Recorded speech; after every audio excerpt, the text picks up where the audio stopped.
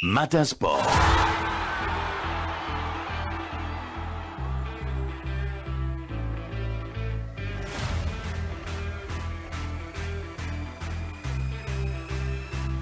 Et on commence par les compétitions continentales, la Coupe de la CAF. Ahmad Djibour, bonjour.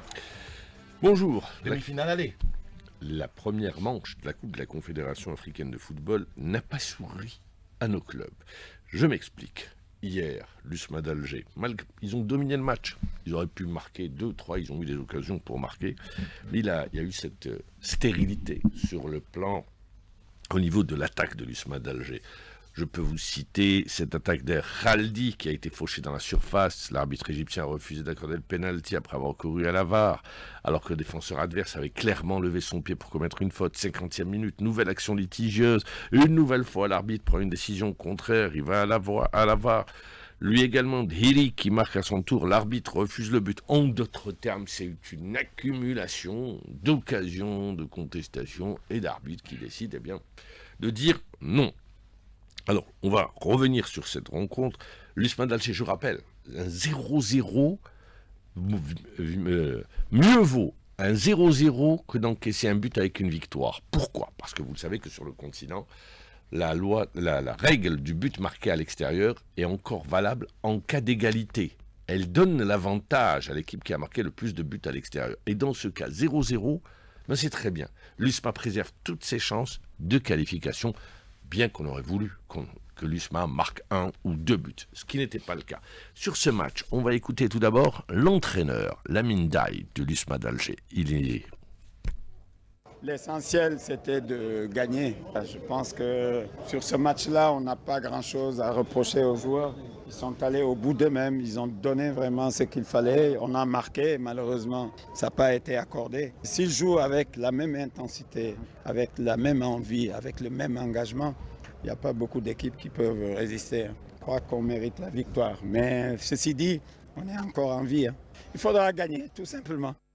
Il faudra gagner, bien évidemment, au match retour. Si, ils l'ont fait. Rappelez-vous, ils s'étaient affrontés en phase de poule et ils avaient gagné 1-0 avant un 0-0 au match retour.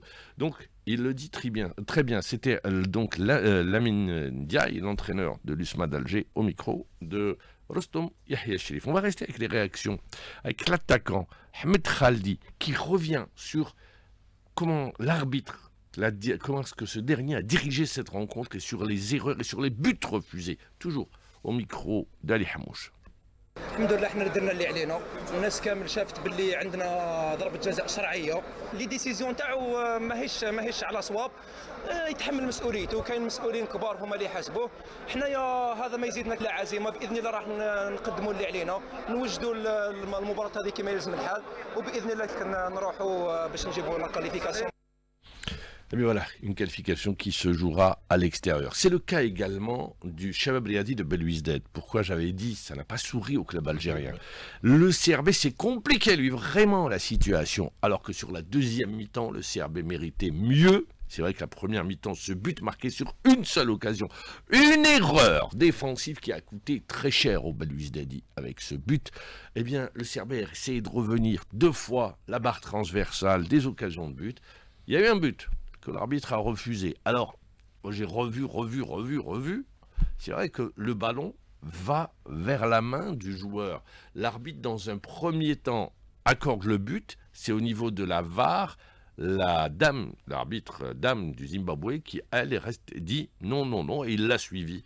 Et il a refusé le but. Quoi qu'il en soit, 1-0, c'est le Zamalek qui, pour le moment, est en ballottage favorable. Et je le disais bien avant le match, les séries sont faites pour se terminer. Je rappelle que le Zamalek n'a jamais battu le CRB. C'est la première fois. Et ça arrive au mauvais moment. Match retour la semaine prochaine pour les deux équipes. Pour le CRB, ça sera le vendredi 17 à 17h. Pour l'USMA d'Alger, ça sera samedi à 20h. On enchaîne sur la Ligue 1. La 26e journée.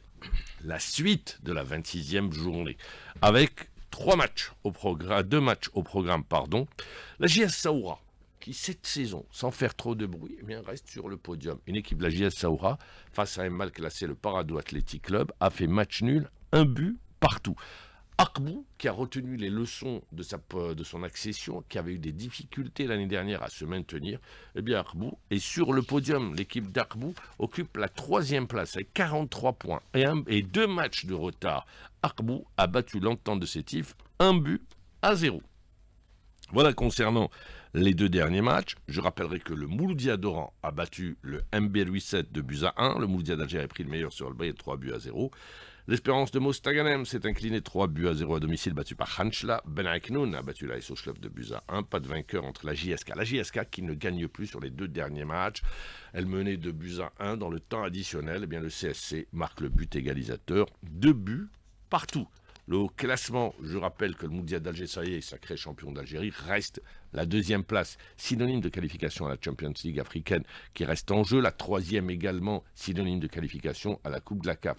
Et quand on sait qu'on pourrait avoir, je dis bien, je suppose, comme on peut avoir CSC Cap de Batna, comme on peut avoir USMA d'Alger, Chehabriazi de Belouizdad, et donc la 4e place peut être également un enjeu. Tout dépendra des résultats en Coupe d'Algérie.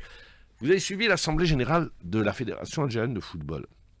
Il a été dit que certains parlent de système, moi je parlerai de formule. La formule de compétition eh bien, a été changée et qu'elle entrera en vigueur à partir de la saison 2027-2028, si j'ai bien compris. Donc c'est-à-dire dans 2 ans et non 2026-2027. Ce qui pourrait donc apporter des changements concernant la relégation et qu'on passerait à une Ligue 2 à 18 clubs. Donc une seule Ligue 2. Il n'y aurait plus 2 Ligue 2, parce qu'actuellement on en a 2 à 16 clubs. Justement, concernant la Ligue 2, El Biar, ça y est, accède El Biar, accède, mais le Harrach, en revanche, va connaître de très gros problèmes, les Harrachis, après les incidents survenus au stade des Eucalyptus, qui a été saccagé, ce stade. Et donc les sanctions ne vont pas tarder à tomber. Pour ce qui est d'El Biar, El Biar, c'est historique, eh bien, va jouer en Ligue 1. Donc on aura 2 voisins, Ben Aknoun et El Biar. Comme quoi, la cartographie footballistique est en train de changer. Le Paradou, s'il reste en Ligue 1, on aura 3 clubs, sans grand public, mais avec un axe important, la formation. Tant du côté d'El Biar, de Ben Aknoun et du Paradou qui reste la référence. Le basketball, il y aura des matchs d'appui ce dimanche avec les quarts de finale des playoffs. 2 affiches décisives, Nadi Beledi et Tstawili, Shabab Briadi, Bni Saf et l'Uidad de Boufarik Mouloudia d'Alger. Voilà donc les affiches. On enchaîne avec les championnats étrangers. On retiendra notamment que l'AC Milan a été lourdement battu par l'Udinese, 3-2. L'Atalanta Bergame a été battu par la Juve, 1-0. Je rappelle que Spalletti a prolongé son contrat. En revanche, en Angleterre, le championnat est complètement relancé. Arsenal, battu par Bournemouth, ça, c'est une grosse surprise. 2-1. C'est vrai que les Gunners sont actuellement en difficulté. Quand on sait qu'aujourd'hui, Manchester City va affronter Chelsea, et que si Chelsea gagne avec ses 2 matchs de retard et la confrontation qui reste entre Arsenal et Manchester City, c'est une porte qui est en train de s'ouvrir pour les Citizens. Je rappellerai également qu'en Allemagne, le Bayern de Munich peut être sacré champion la semaine prochaine. Ils se sont imposés 5-0 devant Sampaoli. Une belle victoire du Bayern avant de recevoir le Real Madrid, une équipe du Real en grosse difficulté après son nul devant Girona. Et si vous n'avez pas vu hier le match de Barcelone, je peux vous dire qu'il valait le déplacement. Belle victoire dans le derby catalan. Le FC Barcelone s'est imposé devant l'Espagnol 4-1 avec un grand vraiment Lamine Yamal.